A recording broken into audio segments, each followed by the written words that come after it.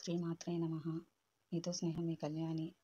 ఛానల్కి స్వాగతం. అందరికీ కూడా ఆ అమ్మవారి ఆశీస్సులు ఉండాలని మనస్ఫూర్తిగా ఆ తల్లిని వేడుకుంటూ ఈరోజు మనం శివుడు పార్వతికి చెప్పిన శివరాత్రి కథ గురించి తెలుసుకుందాం. మన హిందువులు ముఖ్యమైన పండుగల్లో మహాశివరాత్రి కూడా ఒకటి. ఎంతో మంది శివభక్తులు సంవత్సరంలో కూడా ఈ పండుగ కోసం ఎదురు చూస్తూ ఉంటారు. ఈ సమయంలో ప్రకృతిలో ఉన్న ప్రతి జంతువు శివుడిని తలుచుకుంటూ ఉంటుంది. అయితే 2025లో శివరాత్రి ఫిబ్రవరి 26న రాబోతుంది. ఆ రోజున భక్తులు శివుడికి ఎన్నో విరాళాలు అర్పిస్తారు. పాలతో గంగాజలంతో శివలింగానికి అభిషేకం చేస్తారు. ఇలా చేస్తే శివుడి ఆశీస్సులు మనపైనే ఉంటాయి. అలానే మనం ప్రతి పనిలో విజయం సాధిస్తాము. మహాశివరాత్రి రోజున శివుని భక్తులందరూ ఒక ప్రత్యేకమైన వ్రతం చేస్తారు. ఈ వ్రతానికి చాలా త్వరగా ఫలితం లభిస్తుందని భక్తులు చెబుతుంటారు. అయితే మహాశివరాత్రి రోజు చేయబోయే వ్రతం గురించి మన పురాణాలు కూడా వర్ణించబడింది. ఈ వ్రతాన్ని ఎలా చేయాలా అనే దాని గురించి ఎన్నో సూచనలు మన పురాణాల్లో క్లియర్గా చెప్పబడ్డాయి. వ్రతము చేసేవారు రోజు మొత్తం ఉపవాసం ఉండాలి. కేవలం పండ్లు మాత్రమే తినాలి. అలాగే రాత్రిపూట నిద్రపోకూడదు. జాగారం చేయాలి. ఇలా ఎవరైతే ఉపవాసం జాగారం చేస్తారో వాళ్ళపైన ఖచ్చితంగా శివుడి ఆశీస్సులు ఉంటాయి. వాళ్ళ కష్టాలన్నీ తొలగిపోతాయి. వీటితో పాటు చెడు శక్తుల ప్రభావం తగ్గుతుంది. శివరాత్రి రోజున ఉపవాసం ఉండటంతో పాటు వ్రతం చేసే భక్తులు ఖచ్చితంగా మహాశివరాత్రి కథను వినాలి. ఈ కథ వింటేనే వ్రతం పూర్తవుతుంది. దీనివల్ల ఎన్ని పాపాలు తొలగిపోతాయి. మనము కోరిక కూడా తీరుతుంది. అందుకనే మీరు కూడా మహాశివరాత్రి కథను ఖచ్చితంగా వినాలి. విని వ్రతాన్ని ఆచరించండి. ఇప్పుడు మనము ఈ వీడియోలో పురాణాలలో చెప్పబడిన మహాశివరాత్రి యొక్క కథ గురించి క్లియర్గా చెప్పబడుతుంది. ఈ కథను సాక్షాత్తు శివుడు పార్వతీదేవికి చెప్పాడు. ఈ కథను వినే ముందుగా మన ఛానల్ లైక్ చేసి సబ్స్క్రైబ్ చేసుకోండి. ఒకసారి పార్వతీదేవి మరియు శివుడు కైలాసంలో విశ్రాంతి తీసుకుంటున్నారు. ఇంతలో పార్వతీదేవి శివుడి మాట్లాడుతూ, ప్రభు, మృత్యులోకములో కూడా మీరు ఉండాలంటే ఏం చేయాలి? అలానే ఈ వ్రతం చేస్తే చనిపోయిన వారి పాపాలు తొలగిపోతాయా? ఏ వ్రతం చేస్తే మోక్షం ప్రాప్తిస్తుందని ప్రశ్నించింది. మహాశివరాత్రి రోజు చేసే వ్రతము గురించి చెప్పాడు పార్వతికి. ఒకానొక సమయంలో మధ్య దేశంలో ఒక ఊరిలో చిత్రబాణుడు అనే ఒక వేటగాడు ఉండేవాడు. అతను ప్రతిరోజు జంతువులను వేటాడి తన కుటుంబాన్ని పోషించుకునేవాడు. కానీ అతను చాలా పేదవాడు. అందుకని అతను తన కూతురి పెళ్లి చేయడానికి ఒక వ్యాపారి దగ్గర అప్పు చేశాడు. కానీ నిర్ణీత సమయంలో అతను ఆ అప్పుని తీర్చలేకపోయాడు. దాంతో వ్యాపారి వెంటనే చిత్రబాణుడు దగ్గరకు వచ్చి అతన్ని తీసుకెళ్లి ఒక చెరసాలలో బంధించాడు. ఆ రోజు శివరాత్రి కావడంతో పండితులందరూ శివపురాణంలో కొన్ని కథలను భక్తులకి చెబుతున్నారు. ఈ కథలు చెరసాలలో కూర్చున్న చిత్రబాణుడు కూడా వినిపించాయి. దీంతో అతను చాలా శ్రద్ధగా ఆ కథను విన్నాడు. సాయంత్రం పూట వ్యాపారి అప్పులు తీర్చమని చిత్రబాణుడు అడగగానే అప్పుడు చిత్రబాణుడు, నేను రేపటికల్లా అప్పు మొత్తం తీర్చేస్తాను. దయచేసి నన్ను ఈ రోజు వదిలేయండి అని చెప్పాడు. వ్యాపారి కూడా చిత్రబాణుడు చెప్పిన మాటలు నమ్మి అతన్ని వదిలేశాడు. చిత్రబాణుడు చెరసాల నుంచి బయటకు రాగానే మళ్ళీ వెంటనే వేటాడడానికి వెళ్ళిపోయాడా. ఎందుకంటే దంతాలను, చర్మాన్ని, మాంసాన్ని సంపాదించి ఆ డబ్బుతోనే అతను వ్యాపారి దగ్గర తీసుకున్న ఆవును తీర్చేయడానికి అనుకున్నాడు. ఈ ఉద్దేశంతోనే అతను అడవికి వెళ్ళాడు. జంతువులను వేటాడడం కోసం అతని మొత్తం వెతుకుతూనే ఉన్నాడు. దీంతో అతనికి చాలా దాహం వేసింది. మరోవైపు అతనికి ఆకలి కూడా వేస్తుంది. జంతువులను వెతుక్కుంటూ వెళ్ళిన అతనికి అడవి మధ్యలో ఒక చెరువు కనిపించింది. అందులోని నీళ్లు తాగి చిత్రబాణుడు అక్కడున్న ఒక మారేడు చెట్టు పైన కూర్చొని జంతువుల కోసం ఎదురు చూస్తున్నాడు. కానీ చెట్టు కింద ఒక శివలింగం కూడా ఉంది. కానీ చిత్రబాణుడు దాన్ని అస్సలు గమనించలేదు. ఆ చెట్టు మీద ఎవరికీ కనిపించకుండా దాక్కోవడానికి ఆ చెట్టు యొక్క ఆకులను తుంచి కింద పడేసి మంచి ప్రదేశాన్ని వెతుక్కుంటాడు. కానీ అతనికి తెలియకుండా మారేడు చెట్టు కింద ఆకులన్నీ శివలింగం పైన పడుతున్నాయి. ఆ రోజు మహాశివరాత్రి. మారేడు చెట్టు ఆకులు శివలింగం పైన పడడంతో శివుడికి పూజ జరిగింది. అతనికి తెలియకుండానే అతను శివుడిని పూజించాడు. కాసేపటికి రాత్రి అయ్యింది. కాగానే అక్కడ చెరువులో నీళ్లు తాగటానికి ఒక జింక వచ్చింది. కానీ అది గర్భంతో ఉంది. వెంటనే చిత్రబాణుడు బాణాన్ని లాగి దాని వైపు లక్ష్యంగా పెట్టాడు.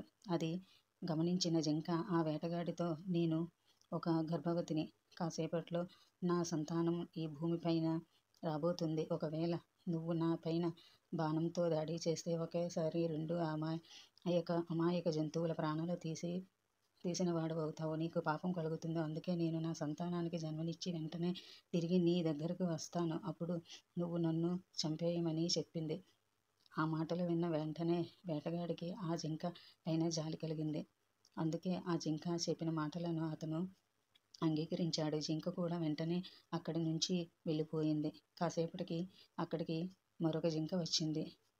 దాన్ని చూసి ఆ వేటగాడు చాలా ఆనందించాడు. అది దగ్గరికి రాగానే ఒక భాగాన్ని దానికి వైపు గురించి పెట్టాడు. అప్పుడు ఆ జింక, నేను నా భర్త కోసం వెతుకుతున్నాను. నా భర్త ఎక్కడికి వెళ్ళాడో తెలియట్లేదు.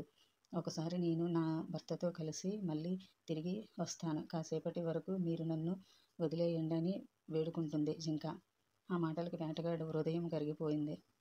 అందుకే అతను ఆ జింకను కూడా వదిలేశాడు. ఇలా ఆ వేటగాడు 2 సార్లు తనకు దొరికిన జంతువులను వదిలేశాడు. కానీ మరోవైపు అతనికి తీవ్రంగా ఆకలి వేస్తుంది. ఒకవేళ నేను ఏదైనా జంతువుని వేటాడకపోతే ఆకలితో చచ్చిపోతానని చిత్రబాణుడు తనలో తానే బాధపడుతూ ఉండిపోయాడు. రాత్రి కాగానే అక్కడికి మరొక జింక తన పిల్లలతో నీళ్లు తాగటానికి వచ్చింది.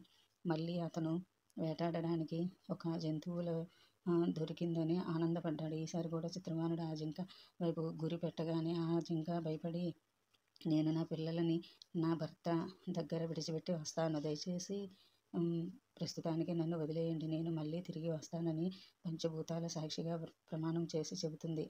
ఇప్పటికే వేటగాడు 2 జింకలను వదిలేశాడు. ఈసారి కూడా వదిలేస్తే తనకి ఆహారం దొరకదని భావించి, నేను అస్సలు ఆ పని చేయలేను. నాకు కూడా భార్య పిల్లలు ఉన్నారు. వాళ్ళు ఆకలితో బాధపడుతున్నారు. నేను నిన్ను విడిచిపెట్టేదే లేదని చెబుతున్నాడు వేటగాడు. ఇంతలో జింక మాట్లాడుతూ, నువ్వు ఏ విధంగా ఆలోచించావో నేను కూడా నా పిల్లల కోసం ఆలోచిస్తున్నాను. పిల్లల కోసమే నన్ను కాసేపటి వరకు వదిలేయమని చెబుతున్నాను. నన్ను నమ్ము. నేను నా పిల్లలని నా భర్త దగ్గరే వదిలేసి వస్తానని చెప్పగానే వేటగాడు దయతో ఆ జింకను కూడా వదిలిపెట్టాడు. వేటగాడు వేటకు వచ్చి చాలా సమయం గడిచింది. అయినా కూడా అతనికి ఆహారం లభించలేదు. ఒక జంతువు కూడా కనిపించకపోవడంతో అతనికి ఏం చేయాలో తెలియక చెట్ల ఆకులను తీసి కింద పడేస్తున్నాడు. దీంతో అవి శివలింగం పైనే పడుతున్నాయి. కాసేపు అయితే సూర్యోదయం కూడా కాబోతుంది. ఇంతలో అక్కడికి మరొక జింక వస్తుంది. ఈసారి మాత్రం ఆ వేటగాడు ఎలాగైనా జింకను వేటాడడానికి నిర్ణయించుకున్నాడు. అతన్ని చూసిన జింక, ఇప్పటి వరకు ఇక్కడికి వచ్చిన 3 జింకలు నా భార్యలో. ఒకవేళ నువ్వు వాటిని చంపేసినట్లయితే ఆ దుఃఖంతో నేను బతకలేను. నన్ను కూడా చంపేయండి. ఒకవేళ వాళ్ళని వదిలిపెట్టినట్లయితే నన్ను కూడా వదిలిపెట్టండి. కాసేపు వదిలిపెట్టు. నేను వాళ్ళని కలిసి తిరిగి వస్తాను. అప్పుడు నన్ను చంపి నీ ఆకలి తీర్చుకో అని చెప్పింది. ఆ మాట విని వేటగాడు వెంటనే రాత్రి నుంచి జరుగుతున్న సంఘటనలు మొత్తం వేటగాడికి గుర్తు వచ్చాయి. ఇతను ఆ కథ మొత్తాన్ని జింకను చెప్పాడు. మీరు నా 3 భార్యలను వదిలిపెట్టారు. నన్ను చంపితే మీరు ఆ ధర్మానికి కాపాడిన వారు అవుతారు. మీరు వాళ్ళని నమ్మి ఏ విధంగా వదిలేశారో అదే విధంగా నన్ను కూడా వదిలేసి చేయండి. నేను నా భార్య పిల్లలతో సహా ఇక్కడికి తిరిగి వస్తానని చెబుతుంది. ఒకవైపు ఆకలితో ఉండడంతో ఆ ఉపవాసం కూడా పూర్తయింది. ఇలాగే రాత్రిపూట నిద్రపోకపోవడంతో జాగారం కూడా పూర్తయింది. దీంతో అతనికి తెలియకుండానే అతను వ్యక్తం చేశాడు. శివలింగం పైన మారేడు ఆకులను వేయటంతో వేటగాడి కఠిన హృదయం నిర్మలంగా మారిపోయింది. మనసులో దయాభావం కలిగింది. అతను ఇప్పటి వరకు చేసిన పాపాలను గుర్తు తెచ్చుకొని చాలా బాధపడుతున్నాడు. కాసేపటికి అక్కడికి జింకలు అన్నీ వచ్చాయి.